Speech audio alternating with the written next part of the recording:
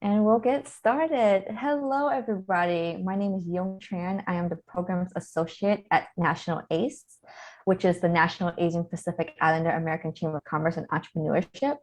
I am here not as your Google helper today. I am here to introduce you to the Google expert, which is Michelle.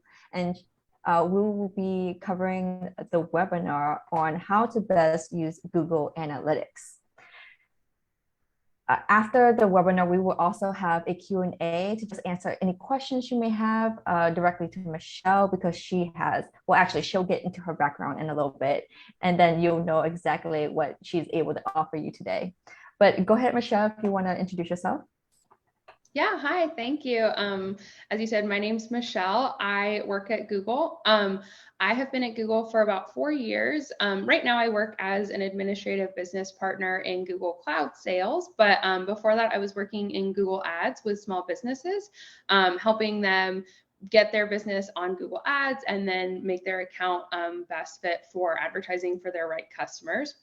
So I have a lot of experience working with online customers and small business accounts. And then before working at Google, I was in a startup, a very, very small startup. There was only 4 people working there. So I have a lot of knowledge in kind of the early stages of small business. And Jay, as we mentioned, we're going to be talking about analytics. So I will present my screen and walk through some of the things that we're going to be talking about today. So how to use Google Analytics, how to get set up on there if you're not already set up, the foundations of using Google Analytics, and how you can best fit it for your business, and then maybe some insights and things from there. And then we'll wrap up with some questions for anybody here in the webinar. So let me go ahead and present here. And we'll dive in and get started. So this is making better business decisions with Google Analytics. It is a grow with Google training. And so we'll go ahead and dive in. Our defining quote for today to set the stage is that data makes your briefcase heavy, but insights make you rich. So this is really a good guiding quote for our time today. We have so much data these days, especially with Google and with Google Analytics. There's just so much data presented to us. It's not anymore a problem of like finding the right data, getting information about our customers. Now really the focus is on boiling down that data and getting key insights to help us make business decisions. That's what drives our business further. We need those interconnections, patterns, themes, etc., so that we can get a genuine understanding of our customer data and provide actionable insight that then we can use to further our business decisions. So to unlock new opportunities, we are going to be talking about insights that are novel, credible, and actionable. So we're going to hear me say the word insights a lot today. Insights help us create more effective business solutions and use strategies informed by real customer truths. So these could be brand strategies, creative ideas, product innovations, media plans, etc. What we want in these insights is for them to be novel. So when we think about novel, we mean unexpected and obvious. So maybe you wouldn't have thought about it before, but of course it's true about your customer base when the data presents it to us. So that's what we mean by novel. Credible, meaning we have data to back that up and it comes from a credible source. So oftentimes we just default to asking customers like, what did you think about this? Or how did you hear about that? Or what happened here? We're really only getting information from one customer who might not remember their buying journey correctly, whatever it might be. So when we can get a large quantity of data that's credible and presented to us clearly, that helps with our insights. Finally, we want our insights to be actionable. So again, data is really just the information that we're getting, but when we can get actionable insights that allow us to make business decisions that are useful, helpful, and can drive our business goals forward, that's when it's a really valuable insight. So analytics will help us gather insights that are all of these things. We're going to talk about some data analytics and insights throughout the presentation today. So I just want to make sure that we're all clear on the definition of each of these. Data we're going to be talking about is facts or statistics that are in reference to our business. So this may be demographic information, behavior, activity, etc. This is kind of the raw information with no assumptions, insights, etc. attached to it. Analytics are patterns and trends that are discovered in data. So it's how we make sense of all of the data that's presented to us and start to uncover meaningful trends. Insights are the values that we gain from data and analytics. So insights should be actionable and prescriptive. Basically, we know what we're doing next after we come to an insight. So here's an example. Let's assume you have an e-commerce website and the data shows you that you have 1,500 site visitors in the past 30 days. That's the raw information that you have. Analytics shows that 30% accessed your site from mobile devices. So the data showed us that we have 1,500 users. Analytics boiled that down into a trend to say that 30% of our users were from mobile devices. We can boil that down even further to find an insight that reveals that visitors that are using mobile devices are 60% more likely to convert. So that's an incredibly valuable business insight because we now know that 60% our users on mobile devices are 60% more likely to convert, which means based on that insight, we can make business decisions to target mobile device users since they're more likely to convert and therefore more profitable for our business. If you're new to data and analytics, it can be very overwhelming. So we're going to look at ways to use data to make decisions instead of relying on assumptions or things that you might know about your customers. We're going to be using data to make those decisions. This will involve using tools to see patterns in customer usage. And before we kind of dive into all of those insights, we want to make sure that we identify goals so that we ask the right question. So here's our agenda for today. We're going to start with an introduction to Google Analytics. If you have never used it before, we'll teach you how to sign on. And if you maybe have it but don't know how to use it, we'll teach you the preliminary stages. There's obviously a lot of differences in people's stages of usage of analytics. So we'll try to give a broad generalization for and give the best help to everyone. Then we'll learn how to find answers with reports, diving into Google Analytics and understanding how reports can help answer questions about our customers. We'll show some advanced features and how we can connect Google Ads and Google Analytics and dive a little bit deeper into the data in a more advanced way. And then we'll wrap up with final resources and answer any questions that we might have in the webinar. So let's get started with the intro to Google Analytics. Google Analytics is a free tool, and it's one of the most popular options for analytics. It helps us better understand our customers and their experience, and provides you the data that you need to understand your customers and then make decisions for your business based on those customers. Google Analytics reports can help you learn about your customers in ways like demographics or interests. It can help you understand visitor behavior on your site and what actions those people might take on your site. It can help you track and record important actions on your site called conversions. So you'll hear me say that word conversions a lot. That's a valuable action on our site. So if you are an e-commerce site, your conversion would be making a purchase. If you're a lead generation site, a conversion would be filling out your form. Maybe if you have a newsletter that you want people to sign up for, that would be your conversion. If you are a blog and truly your only conversion is that you want people to spend time on your site and read information and do nothing else there except for understand the information, then maybe you'd have a time on site conversion. So when you hear the word conversion, you can think about your business and think, what is my ultimate goal on my website? That's what we mean when we say conversion. So why use Google Analytics? It delivers valuable insights that can help you make strategic business decisions. Ideally, your website leads the user from one page of useful content to the next until they reach that final conversion, whatever that might be. It can help you understand your audience, and then through that, you can again gain insights and make strategic business decisions. There's all different kinds of reports that we can analyze in Google Analytics to learn about our customers. We can learn which search terms and sources drive the most traffic. So, for example, we can say our customers are searching for this search term and then coming to our site and realizing that the site is not related to what they were searching for. And so maybe we can get more of alignment between what customers are searching and what's on our site so that we don't have such a high bounce rate and such a high group of visitors who are dropping off of our page immediately after coming. We can see demographic information for our most profitable customers. So you might be thinking, my business targets everyone. We have a large group of customer base. Everyone can benefit from this. However, there might be a group of customers who's more profitable for us to target, whether it's cheaper to spend money for them to convert on paid advertising, or maybe they're our most prolific customer group and they give us the most profit. And so we can focus on them based on the demographic information that we find in Google Analytics. We can understand what content and our audience is most interested in. So evaluating our traffic can help us identify who is and isn't finding our content to be useful, and then target our content towards the audience that is finding it most useful. It can also drive our decision-making when it comes to content that we maybe are highlighting both on our website and externally on other channels. And then we can evaluate which channels drive the most conversion. So understanding where our traffic comes and what drives the conversions on our website will help us make smart and more strategic advertising and content decisions. So if you've never set up Google Analytics before, it's super easy to do. You'll just want to follow the instructions here you see on your screen.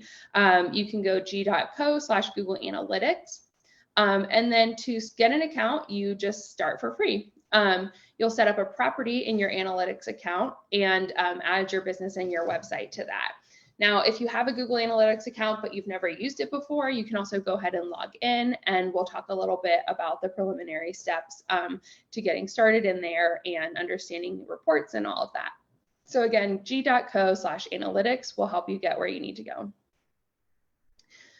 Once you're in your Google account, you'll see a dashboard and links to a variety of reports. So sometimes it can be a little bit overwhelming when you enter in here for the first time and you're like, I have no idea what any of this means.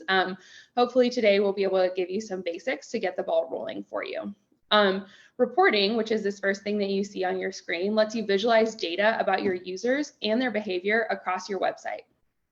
So default reports will answer common questions, but we can customize these reports to fit our own business objectives. And on the right-hand side, you'll see Analytics Intelligence, which uses machine learning to help understand what parts of data you're looking at, what insights you're trying to gather, what analytics are most important to you. So the more you use that right-hand side panel, the more it's going to understand what you think is important and what you're interested in, and it's going to be able to present the right solutions for you. So it'll take a little bit of time to grow that right-hand side panel, but over time, it will start to work and predict what you are interested in. This, for example, you could say like which channel has the highest conversion rate, and you can type that in there and it'll pull that up for you. So again, just a really good view for you to search within Google Analytics and find the report that's most beneficial for you. So diving in further to reports, we are going to see how we can find answers with reports, and we're going to use a fictitious example of Eva and Ricky. These two people are helpful for us to just kind of use them as a business and follow along with their small business goals and adventure analytics. So Eva and Ricky are small business owners who sell apparel in their online store. Up until now, they've really been making the most of their business decisions with maybe intuition or assumptions or ad hoc feedback from their customers just by casual conversation or asking at the time of purchase. They really wanted to get Google Analytics to get a better understanding of what is and isn't working for their online store so that they can make the most strategic business decisions. So the screenshots that you see after following this from Eva and Ricky are just demo accounts from Google Analytics from our Google merchandise store. So it's not real data or anything. It's just a demo account, but it'll kind of walk you through Eva and Ricky's scenarios. So using assumptions, Eva and Ricky created a new t-shirt design and immediately added it to their site. So they were really excited about a new t-shirt. They added it to the front page of their site. They really wanted to advertise that in a way that their customers would see prominently. They experimented with new designs. They really liked one and they added it right there. assumptions told them that this design was destined to be a bestseller with their assumed target audience of females ages 35 through 44. So again, this is solely based on assumptions. A lot of times small business owners will use assumptions to drive a lot of their business decisions. This is something that I saw a lot, not only working in a startup, but with a lot of small businesses, is they would say, well, I just know my customer. I just know my business. I just know that this is what they want. In reality, the customers might want something completely different than what the business owner thinks. It's really easy for a business owner to think that they themselves are their customer. And by that I mean what the business owner thinks everyone wants, or what the business owner wants, they think that the customer will want. In reality, the data might show something different. So it's not that you can't trust your intuition about your customer or your business. You do ultimately know your business well, and you're targeting your customers. But sometimes the data can surprise you. So we really like to use data to make those business decisions and kind of check to make sure that our instincts and our assumptions are putting us in the right place. So back to Eva and Ricky, they can probably tell if their new design is selling or not selling based on sales. So they've put this new t-shirt up and they say like, yes, we're selling, or no, we're not selling. That's obvious. You can tell that without analytics. But without the data that they're getting from analytics, they may miss out on a lot of potential useful information. Or they could make incorrect assumptions about what's working or not working. So for example, if this shirt isn't selling, they might just assume that this new design was a flop, their customers didn't like it. Now we have to cut prices because it's just never going to sell and nobody likes it.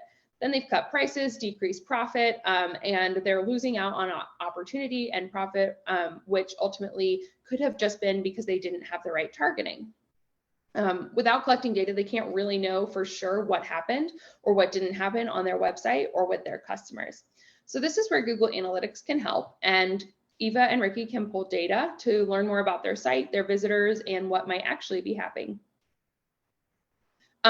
So to get started using data, and we can use Eva and Ricky as our guide here, but we would start by outlining goals.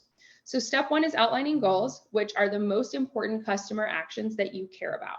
So again, this is similar to conversions like we talked about, but could be something more specific as well. So what are you trying to achieve? Maybe it's an e-commerce site and you want your customers to make a purchase. Maybe you are just trying to increase visibility and you want to increase web traffic by 20%. You're outlining your goals, and they don't have to be just your conversion. They can be small steps along the way. So we'll see a little bit later for Eva and Ricky what their goal is, but this could be small, more tangible steps along the way to the larger goal. Maybe you want to increase traffic to your site. Maybe you want to increase viewership on a specific page, whatever those goals might be. Second, we would ask what questions we need. So what information do we need to know to achieve these goals? This is where kind of our intuition or our knowledge of our customers comes into play, because we can start thinking about what actions we want to, or what questions we want to ask to get the actions that we need. So questions come into play to help us get from where we are to where we want to be. And then step three is once we have our questions, once we've outlined our goal, we then will determine which reports can help us find the answer. So digging into step one, which is defining goals. There's many opportunities and frameworks for using goals, making goals that are tangible. This is just one framework that we like at Google, which is defining goals using the SMART framework. SMART is for specific, measurable, specific, measurable, attainable, relevant, and time sensitive. These attributes are helpful for defining a goal in many different ways and can help us with more tangible opportunities for our goal. So start with the outcome. What do you think you want to happen? What are you trying to achieve? Everything we do should be supporting our goal. So in this framework, is the goal specific and detailed? Can you track the goal, and how is it measured? Is it realistically attainable? Is it something that will help us reach our business goals? Is it relevant to our business? And when do we want to achieve this? What's the time frame? Is it short? Is it long term? Is it in the next month, etc.? So using Ricky and Eva as our example, we can use their goal, which is decrease shopping cart abandonment to under 60% in the next quarter. So what we can see here is that this goal follows all of those SMART attributes. It is specific. The shopping cart abandonment rate decreased to under 60%. It's measurable. it's attainable, and it's time sensitive in the next quarter. So we see that they really have defined this SMART goal, and it's relevant to their business. You can use Google Analytics to find out how many users add items to your cart over a period of time, and then compare that number to total transactions during the same period. That's how you would calculate cart abandonment rate. So again, you can see on Google Analytics how many customers are putting items in their cart, and then you could also see how many customers made a purchase, and then you would be able to calculate your cart abandonment rate. Another way you could do this is if you have unique URLs on your e-commerce site. So for example, while somebody has items in their cart and it's .com/cart, and then once they've checked out, it's .com/order complete. You would be able to compare the two to see how many users dropped off in that cart purchase and didn't make their ultimate purchase, and that would be your cart abandoners. Once we understand how many people are abandoning their carts, and we see that it's more than 60%, we can reach our goal by experimenting with modifications to our checkout process. So the checkout process is notoriously difficult for users to get through if there are a lot of things for them to do. So by that, I mean, the more simple we can make a checkout process, the more simple we can make a lead form fill out. The less fields that we have for a user to fill out, the more likely they are to complete those. Every time we add a new step in the process, we increase the chance that that person is going to just drop out. So maybe Ricky and Eva want to simplify their checkout process here. Maybe they want to make things a little bit easier for their customer to go through that flow, and perhaps that will improve their cart abandonment rates. With incremental changes that we make over time, we can review that shopping cart abandonment data to see if they have changes.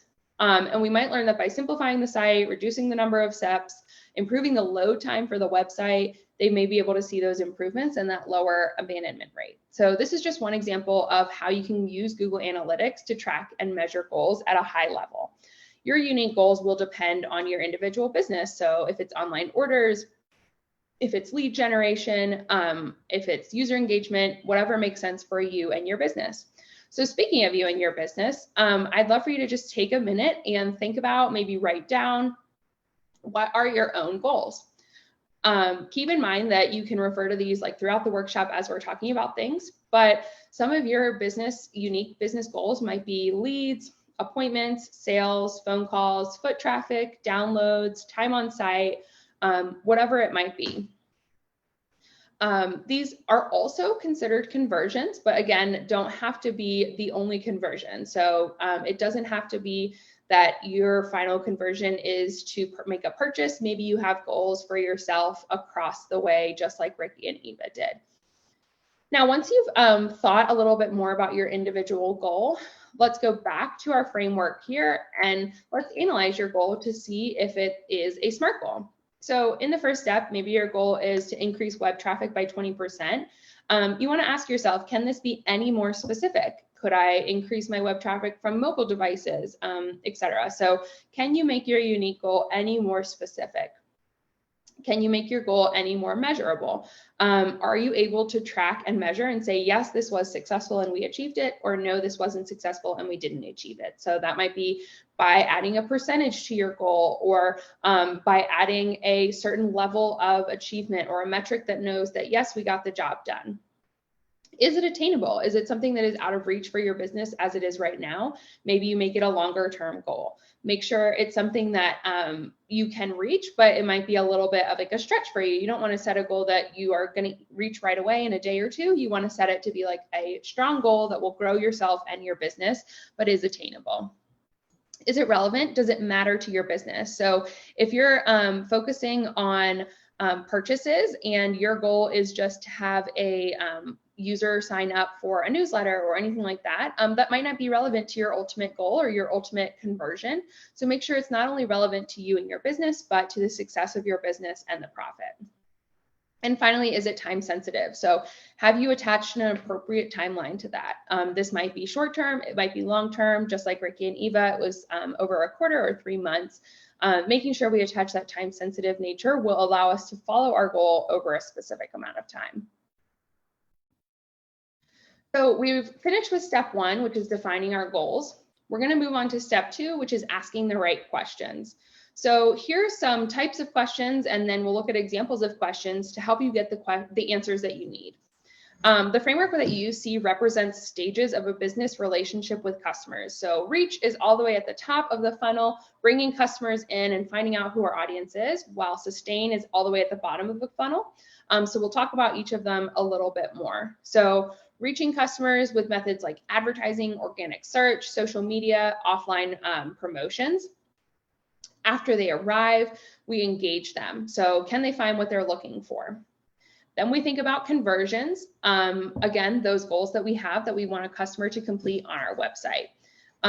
This is important actions on our site that we want them to get done. And then ultimately, we would think about sustaining customer long-term relationships. So rewards programs, discounts, etc. So diving deeper into each of these, let's think about reach questions. These help us understand brand recognition and awareness and how people find us online. So for Eva and Ricky, our example, they might start by asking, what are people searching for? Who's searching for it? And how do they find us online? This is really the questions of like, what are people searching for us and how are they getting to us? This is the largest broad audience and how are they finding us?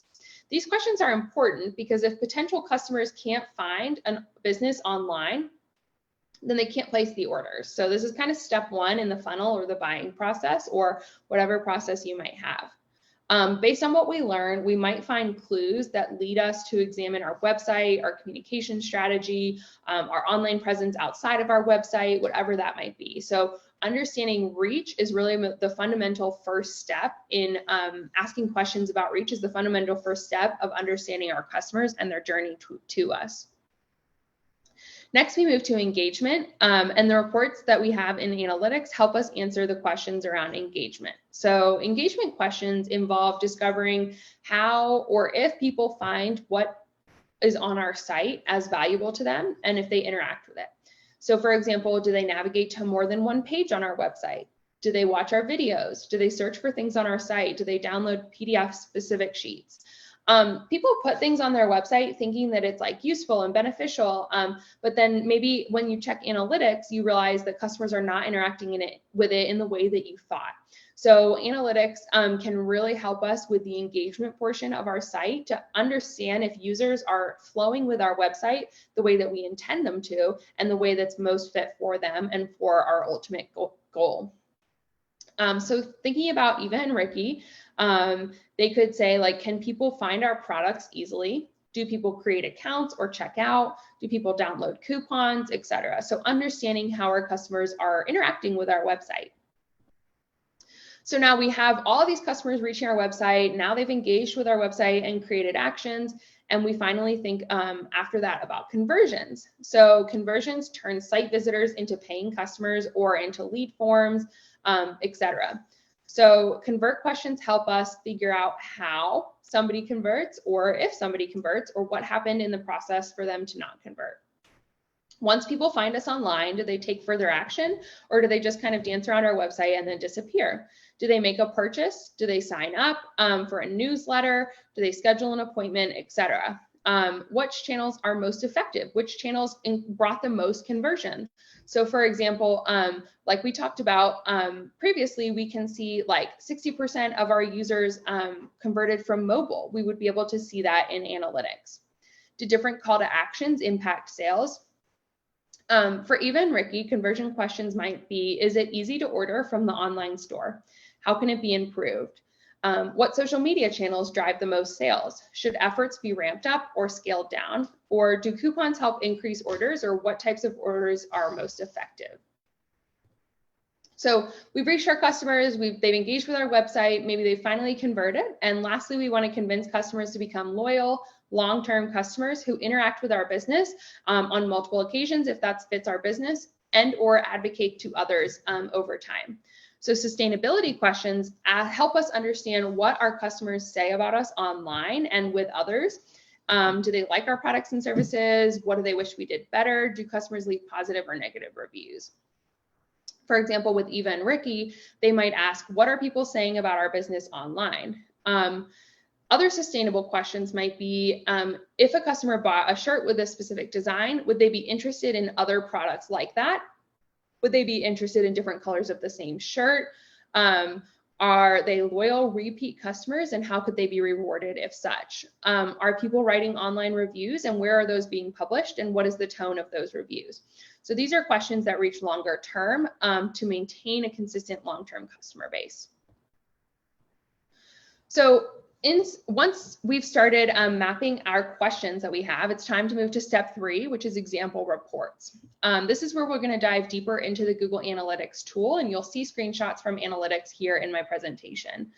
Analytics offers customizable reports that can help answer some of the questions that we'll be asking.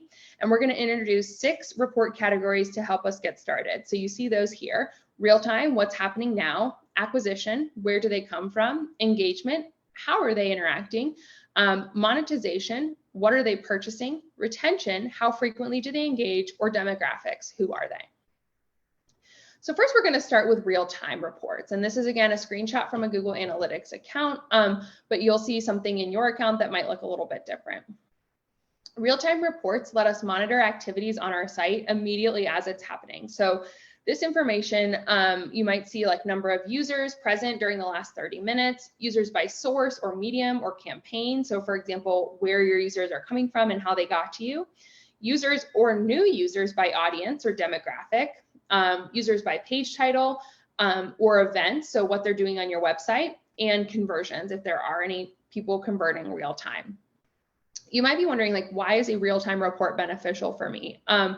It is not one that you would want to make large, long-term business decisions on. So you don't want to look at the real-time report and say, okay, this is a critical decision or critical insight that I'm going to make a decision on now. Real-time report doesn't give you accumulated data, so you can't make long-term business decisions based on it, but it is helpful for immediate and continuously monitoring new campaigns or new site changes and how those affect your traffic. So for example, using Eva and Ricky, if they showcase their new t-shirt on their social media channels, on their website, and then they immediately want to know how their users are affected by those, they could pay attention to their real-time report, which will show how users are currently interacting with their site at this very moment.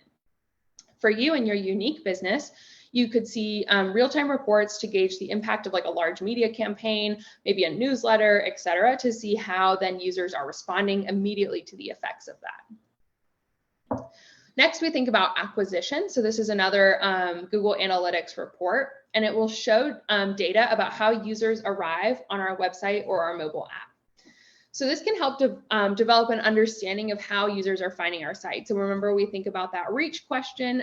This would be helpful here. So it includes acquisitions for new users and traffic. Users and new users are all users who visit your site, including both new and returning users. And then traffic acquisition, which shows data about new sessions. So traffic, like the medium, example, the referring channel, or paid advertising, what they were doing before they arrived on your site, and then how they arrived to our site directly. The report includes the word session, which indicates that the traffic that the user has and the amount of time that they're spending there.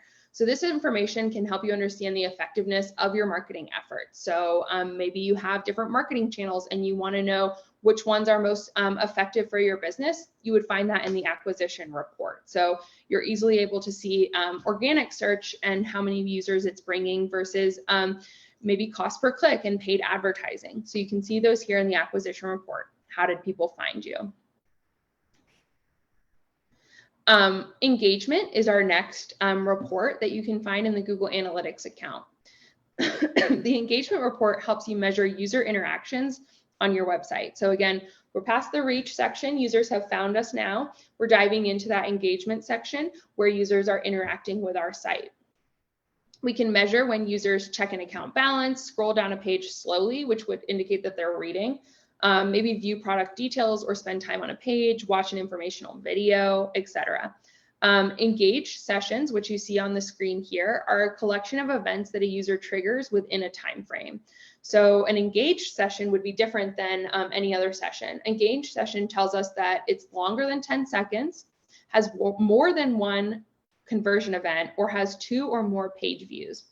So an engaged session essentially tells us that the user is truly engaged with our site and not just coming to the site, seeing one or two things, and then leaving. So an engaged session can really tell us that we've captured users in a way that is positive for us. Monetization, so we're kind of moving into that conversion section. Our users have found us on reach. They've now engaged with our site. We're moving into that monetization and conversion. If you have an e-commerce website, you'll probably use the monetization reports, and it just simply tells you if people are buying your things. It lets you measure purchases that are on your site, ads that are on your site, subscription revenue, etc., to see how users interact with items. The report can help you understand consumer behavior and then further enhance your monetization strategy. So again, really helpful for if you have an e-commerce site. Finally, moving into that long-term sustain section is retention. How loyal are our customers? So retention reports will help us understand how frequently and for how long our users are engaging with our website or our mobile app after their first visit. In other words, do people come back? When do they come back? For how long? And what do return visitors do when they're there? Are they making a purchase? Are they just checking on information? What is their behavior when they come to our website after making that purchase or conversion? One note about these retention reports is although it's a useful metric to consider, the data in this report should not be taken as absolute truth, because in some cases, and recently, there's been some privacy changes that have allowed us to not track cookies, or some changes with like Apple behavior. So we can't always track if a user is a returning user. So this information can be helpful in making like long overarching business decisions that are kind of generalized, but we don't want to get too specific about this to make critical business decisions, because sometimes privacy blockers will prevent us from tracking if somebody's a returning user, even though they are, and we would treat them as if they were a new user. Demographic reports is our final report that we'll talk about. This helps us obviously classify our users by age, language, geography, gender, as well as interests that they express through their online browsing and purchase activities. This report includes interactive charts and diagrams and tables to help us visualize the data. So again, same thing here. As we move away from cookies, it can sometimes be less reliable because we don't always know this information about our customer. But true first-party data, for example, how people are navigating our site directly, is becoming more important. So you can still rely on this information to make generalized assumptions about your business. We see a screenshot here from Ricky and Eva's store, and we can see that their target market in data is actually showing that it's more male than female, 63% male versus 36% female. And the target market for age demographic is largely 25 through 34. So we can see that there are some changes based on the assumptions that Ricky and Eva made and the data that is being presented. So a summary of that here is that we had assumptions for Ricky and Eva. They thought that their top audience was 35 through 44 years old and primarily female. The primary driver of traffic they thought would be paid advertising. And they thought that the most purchases that they had were from repeat customers, not from first-time visitors. Based on Google Analytics data, what we actually see is that their top audience is 25 through 34 years old and primarily male. The primary driver of traffic to their website was organic search, not paid search, and most purchases are from first-time visitors to the site. So we can see what different marketing strategies we would have here with these two different lenses, or these two different views. Based on assumptions, Ricky and Eva were targeting 35 through 44-year-old female and returning users. However, based on the Google Analytics data, they're targeting a completely different audience, 25 through 34 males who are first-time visitors to the site. Based on the data that we have, compared to our assumptions, we would have a completely different marketing strategy. We would target users in a totally different way. And so perhaps it's not that their shirt was a flop like we originally thought it was. Their audience didn't like this shirt like we originally thought. Perhaps they were just targeting the audience that wasn't the primary audience for this, this shirt or for their business. So understanding these insights can really help us hone in on what's best for our business, what users are coming to us, how they're coming to us, and how we can kind of dive deeper into that to make ourselves more profitable, more successful, and grow long term. So let's dive into some advanced features, and we've gotten a little bit of a quick glance at reports and the early stages of analytics. So we're going to dive deeper into the more advanced features and refine our reports a little bit more. So if you've set up Google Analytics, you've probably already been using dimensions and you just didn't know it. Dimensions just describe our data. So for example, it's the lens that we can look at our data through. A city is a dimension. It can describe the city where a user originates. So dimension might be city, and then the values would be Atlanta, Seattle, Chicago, etc. Another dimension could be device or browser that the user is on. So if they're on a mobile or computer, and what browser they're using. So each report includes a primary dimension and a secondary dimension.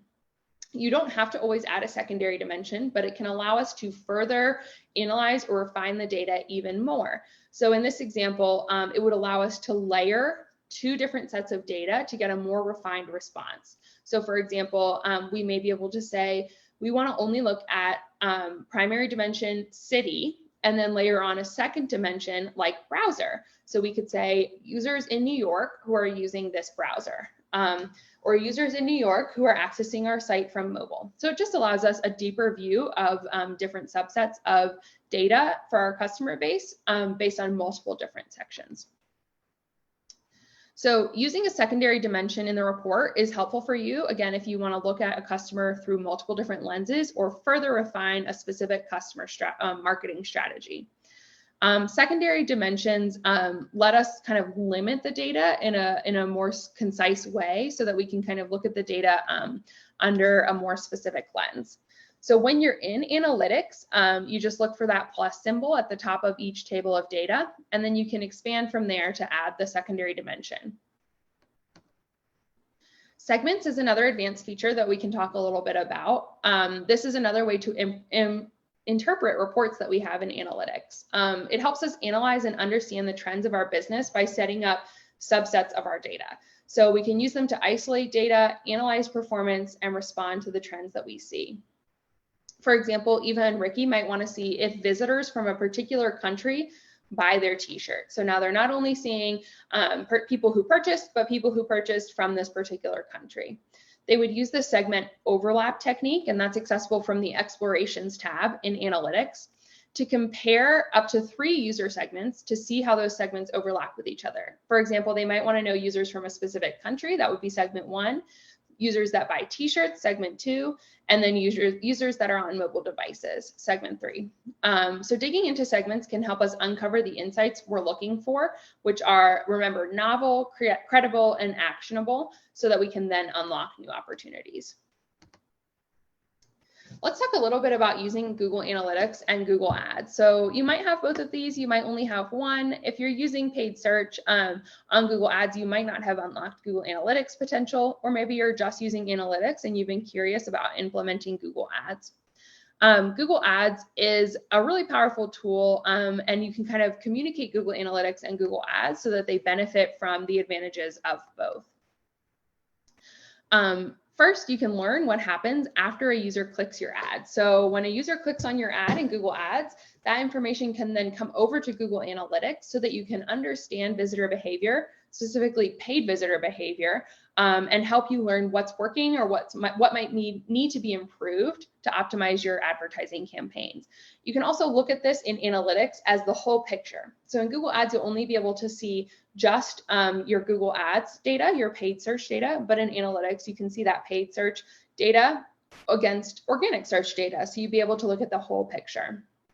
You can target specific users based on their previous behavior. So for example, maybe in Google, in your account, you see that people have become cart abandoners, and then you want to specifically target those cart abandoners with a remarketing campaign that then gives them a discount. So for example, if they put something in their cart and they didn't purchase, and then you want to send them an ad for the next time that they search with a discount, you could do that in Google Ads. So you can kind of hone in on specific marketing strategies that go across both Analytics and Google Ads. And then third, you can better understand your paid traffic and if certain keywords do not or do convert. So when people are searching for something, it may be relevant to your website and create conversions, and you'd want to hone in on that keyword. Whereas if something is leading to some misrepresentation on your website, or somebody is not finding what they were looking for, you may want to remove those keywords and kind of refine your paid search strategy there. So really just a lot of good communication between Google Ads and Google Analytics that can help you specifically with paid marketing campaigns. To create your Google Ads account linked to your analytics, you'll just want to go over to the admin section of your analytics. And from there, under products, product listing, you'll be able to see that Google Ads listing section. So a really good tip is if you register all your Google products under the same email address, then it'll obviously make linking accounts way, way easier for you. So let's go through just a quick recap and final resources, and then we'll have some time for questions. We did cover a ton of information today, so we'll talk about what you can do next with all that information. Where do we go from here? Let's just talk a brief recap. So remember, we want to outline our goals first. For Ricky and Eva, that was their cart abandoners. For you, that might be a certain number of lead forms or spending time on the site. After that, we want to ask questions. What are customers doing here? How do they find us? What are they doing when they get here? How are they converting? And what are we doing with them after they convert? You'll want to choose the tools or reports that help you answer those questions. And then you'll want to measure results, make business decisions, and take action after that. Just a couple of resources that are helpful for you for all Grow with Google courses. To make it easier for businesses to help employees get the skills they need, U.S. businesses can get 500 scholarships each to Google Career Certificates to train their employees. So you can find more information about this at grow.google/certificates for business. But Google essentially gives 500 certificates, so that's like $100,000 in workforce training for free to each American company. And the fine print on that is U.S. businesses are eligible to receive up to 500 scholarships on Coursera through December 18th, 2024. And it's subject to application and approval by Coursera. But again, check out grow.google/certificates for business for more information on that, because there are extensive trainings on analytics, IT support, etc., that you can use to train your employees. And then continue your own Grow with Google education with Google On Air. So g.co/grow on air is kind of a digital version, digital skills workshops for Grow with Google. So there's always classes on Google Ads, YouTube, grow your business with YouTube, and also second part of more intermediate analytics training as well on there. So definitely check that one out. It's g.co/grow on air. And then any free online training and tools at google.com/grow. So this is helpful for not just people who are growing their business, but job seekers, teachers, small business owners, and startups and developers. So that's all the formal content that we have today. If there are any questions that come in through our chat, I'm happy to answer those. Otherwise, I have just like a few questions that I can answer that are usually common questions.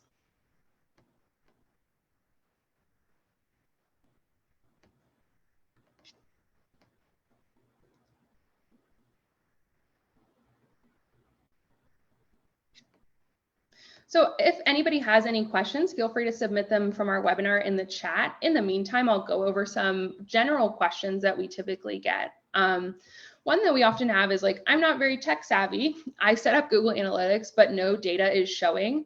Is there an easy way to fix this? My favorite tool in the whole world is help.google.com. Again, that's just help.google.com.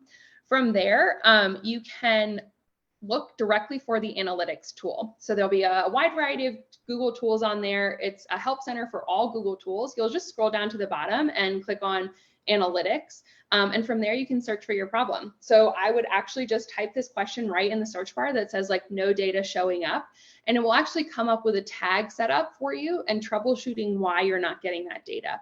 So this is a helpful answer to not only that question, but really any analytics question you might have.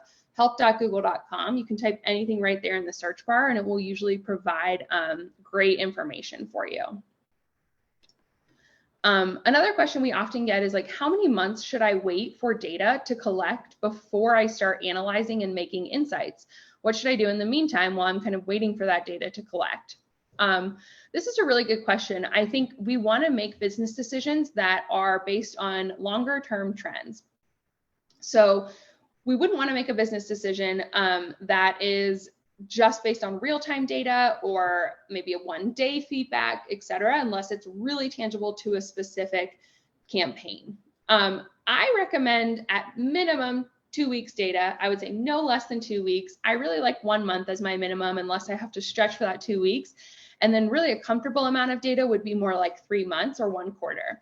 So if you can really stretch yourself to wait to make business decisions until you have that kind of 3-month data mark, that's really beneficial. And then over time, you can continue to analyze and change. In the meantime, you can always make sure that you can fine tune things. So like, for example, if in the meantime you're seeing already a lot of people are dropping off at a certain page, maybe you can adjust that page content, adjust the load time for that page, things like that. So while you're having that overarching weight, you can kind of fine tune in between and make sure that people are getting what they need. And, if you notice any large trends, adjust those immediately. A third question that we often get is, I think my products and services are for everyone and my data has a pretty diverse demographic, but how can I use this data to increase the growth of my business? That's a really common question we get among small businesses. My products are for everyone. How can I get into analytics and understand how to serve my customers best? While something might be for everyone, a certain subset of that everyone is going to respond more prolifically than maybe another group. So one subset of our users might purchase more. Even though everyone can purchase, one group might purchase more, or one group might fill out our lead form more, or one group might respond to our data more than others. So even though we target everybody, we can look at the individual users and see which subset of users are responding to our information, our website, our products most resonantly. From there, we can create specific marketing campaigns that target them. So we're never excluding a specific group if we're targeting everybody, but we can hone in on a smaller group, use our dollars to make the most profit on that group, and then kind of hone in on a different group if we see trends in that direction. So the data can present us with unique opportunities that we might not have been aware of. Again, we're not excluding any group. We're just kind of honing in on a specific group that is more pertinent or resonating with our information more. Our final question that we get often is like, the data is interesting, but I'm a small business owner in a small town and I'm just not sure what I should be doing. What are some points I should start to think about to better help my business? And how can I even use this tool to like get the ball rolling? Data analytics can be overwhelming for small business owners. They're like just a small shop who's trying to get by locally. And data analytics can be overwhelming. I definitely think just start small. If you have Google Analytics on your website, it's not going to make any changes to your site. It's really just going to analyze data. So you can just kind of have it on the back burner over time and analyze those trends. Maybe that just means that you make your website a little bit more friendly to get somebody in the door. You have your address displayed on the front page, things like that. So you really don't have to make any significant changes early on. You're able to just look at the data that's presented to you and then think about how that might affect your business. It doesn't have to be overarching changes to your website. It doesn't have to be huge changes that you make to your customer base. Sometimes it can be just really small, like moving this text up here to be a little bit larger to get customers what they need. So starting small can be really helpful in Google Analytics because there can be a lot of information and a lot of changes you could make or reports that you could use. So I definitely recommend just starting really small. It doesn't look like we have any other questions in our chat box. So I will go ahead and close out unless anybody else has anything. Thank you so much for listening and for joining in today. Thank you so much, Michelle. I think there's a consensus of like, or the slide's going to be available, or is the video going to be available? There was a lot of content that was shared here today, and absolutely yes. The video will be posted on Facebook. Actually, it was live stream on Facebook, so you can check there. You can also check our YouTube. It will be posted by tomorrow, and everyone who registered for this event, I can send the slides your way so you can access that. Thank you so much for being our Google expert today. And Michelle will actually be hosting another Google webinar with us on June 22nd, which is on how to do customer focused marketing. And so that'll be very insightful for anyone who's interested in attending the event. More information will be on our website, is on our website actually. Thank you so much for attending our event today. And we can definitely close out. Thank you. Thank you.